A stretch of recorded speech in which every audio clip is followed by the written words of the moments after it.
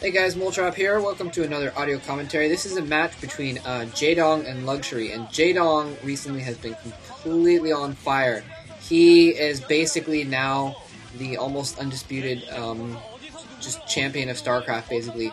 I mean, he won the OSL in stunning fashion, and, you know, a lot of people were saying, oh, well, you know, there's still Bisu, there's still Savior, and he has since beaten both of them. So, I mean, if there's any dispute, there's serious doubt on those disputes now. And this, if anything, this is basically, if there was anyone that could possibly challenge Jaedong in Zerg versus Zerg play, it would be Luxury. And so this is going to be a crazy match between basically the two best Zerg versus Zerg players in the world. And it's going to be absolutely insane. Yeah, Luxury, I think, is 68%. Actually, they may be showing it at the bottom there. He's 70% win rate. 70% win rate, Zerg versus Zerg. Absolutely crazy. Jaedong is like 76% or 78% or something ridiculous. Absolutely ridiculous like that. Just ridiculous. And also ridiculous, in case you were wondering what a good word might be to describe it. And so here we're getting underway, and this is very much looking forward to that. This is Zodiac, which is the map with, you've got your main, and then you've got a ramp down to your expansion, and then you've got a little bridge, and then there's some islands. But this is not going to go long enough for islands to really matter anyways. And it may not even go long enough for expansions to matter. Zerg versus Zerg, usually very quick and dirty, and sometimes, I mean, there's kind of a few different variations on the strategies. There's the 9 pool, the 12 pool. Sometimes they'll go hatchery first and then go into a pool if it's a big enough map that they think they could be safe doing that. And then they have a better economy later on. And if you can get that expansion down, get that second gas, then it'll be really good late game. And late game for Zerg is when there's Mutalisks out. And you've got a lot of Mutalisks battling. And if you've got those 2 gas at that point, then usually you can manage to pump out more Mutalisks and more Scourges and come out on top. Zerg versus Zerg is usually very close, and usually it also will come down to a matter of you'll see them both go straight to lair, and in the meantime they'll produce some Zerglings. Excuse me, I guess they won't always go straight to lair. Sometimes they'll sometimes they'll, you know, delay it a little bit because they're getting Zerglings, but usually, I mean, they get lair, even if they are going Zerglings, and just because they don't want to fall behind. So, looks like Jaedong going for 12-something, we're probably going to see him put a pool down next, just because it is a little bit risky to get that hatchery down if the opponent is linging, although he hasn't seen the Overlord from Luxury yet, so he knows, yeah, there's the pool going down, so I was going to say, oh, I'm sorry, I'm totally on crack. That was Luxury getting the 12-something. It looks like 1, 2, 3, 4, 5, 6, 7, 8, 9. So it looked like 10 there. So yeah, both players basically doing exactly the same thing, getting the pool down, getting that gas down.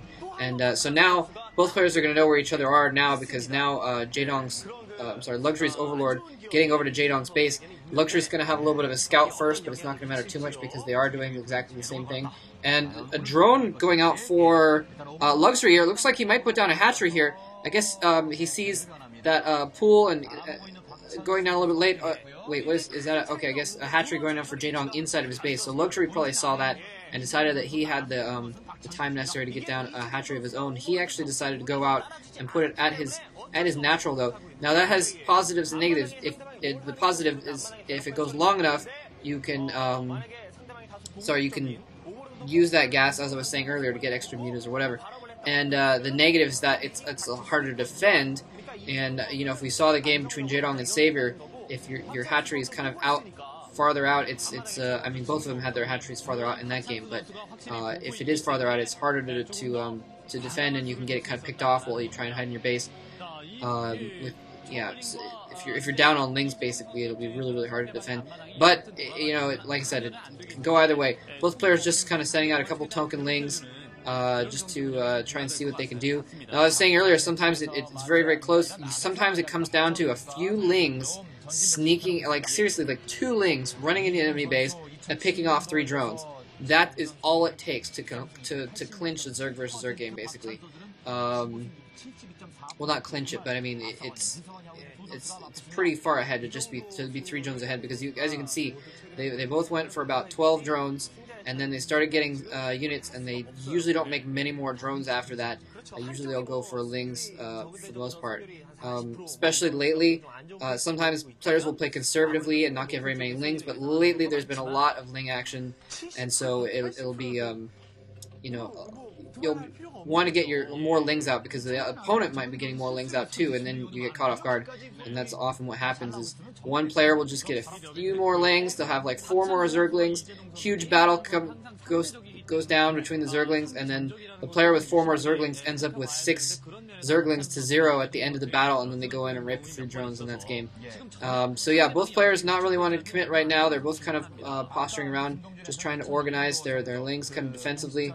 And now Jaedong, basically, he's going to need to get this game over with earlier rather than later, because he didn't choose to put down that hatchery on the outside. That means that if it goes longer, and if he doesn't stay aggressive, basically, then the economic advantage is going to go to the luxury. And the fact that his extra hatchery is outside of his base, Jaedong moving a few lings around. It looks like what he's probably going to do, yeah, he's moving around for flanks, so when Luxury moves out, he's going to sneak his lings in the back and try and pick off a few drones while Luxury's forces are out, because obviously, like I'm saying, just a few lings can matter, and so you want to keep your forces together. And so what he's going to do is, when Luxury moves out, he's probably going to move out all of his lings, at which point Jaedong will sneak those lings in the back and try and snipe off some drones there in the meantime. And Luxury is moving out here with his lings. He's going to have Mulisks out pretty quick too. He probably wants to make use of those lings in the field before. Well, I guess it doesn't make too much sense actually to use that. Okay, Scourge is out already for Jaedong.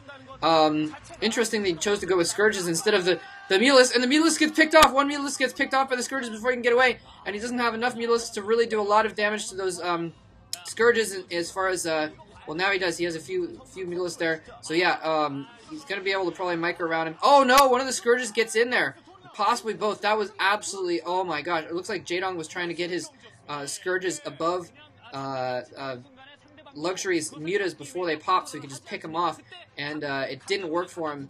And but he was still able to pick off a couple Mulisks there, so a little bit of an advantage here to Jaedong. He's actually down on Mulisks. He's got a few less, but it looks like he is a couple more reinforcements coming in there, and he's able to drive that off there. So I've put Jaedong at just a hair ahead right now. Jaedong still has those lings just outside his base, waiting for Luxury to move out with his lings.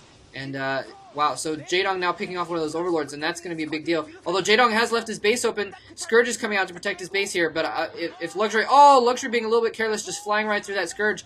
Yeah, see, this is why it's both players just microing around trying to pick off each other's Scourges there.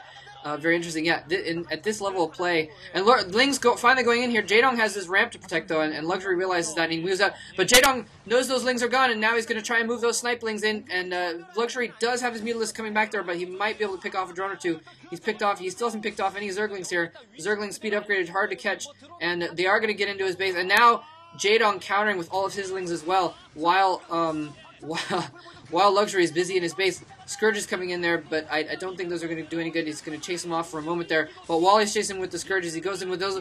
And Luxury, I don't know what happened to all of Luxury's Zerglings. I guess he lost more on that ramp than I expected, because now Jaedong has a ton of Zerglings in it. Oh my god, a ton of Zerglings in his base. And those Mulisks are occupied with the Zerglings. Finally, some more reinforcement Zerglings coming out. But in the meantime, Jaedong's been able to keep those Mutalisks busy with his Mutalisks while he picks off that hatchery. And actually, no. Almost. Okay, a couple Lings, yeah. Still 2 Lings going on there. Picking off that hatchery. I don't think they're probably going to be able to kill it before Jaedong can get a few more Lings out there. Those eggs are probably Lings already coming out right now. Although, oh, wow. No, they're Mutalisks.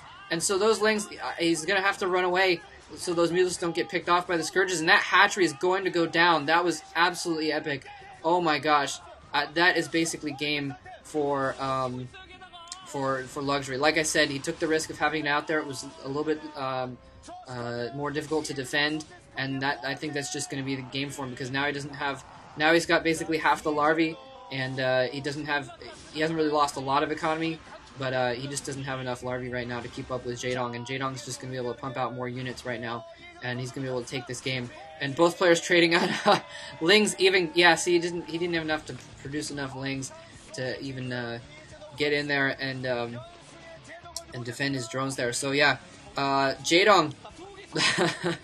Wow, one game up. This is a best of 3 set, so I won't quite call him the undisputed king of Zerg versus Zerg yet, but it'll be tough. It'll be really, really tough for Luxury to come back 1 down to beat 2 in a row to beat Jaedong, and Jaedong definitely the favorite in this match. So hope you guys enjoyed that match. That was pretty crazy, as can be expected. So like I said, hope you guys enjoyed it. Thanks for listening, and as usual, go check out sc2gg.com. Check out Combat. Me and Combat and Diggity, we're going to actually do some commentaries together pretty soon, which will be cool because Combat knows a lot more about StarCraft than I do, and so he'll be able to add a lot to the commentaries. But yeah, I mean, even though he does FP VODs too, so go check those out. They're really fun to watch. Like he says, he eats his breakfast watching our videos. I do the same thing. I eat my breakfast watching his. So, anyways, yeah, talk to you later.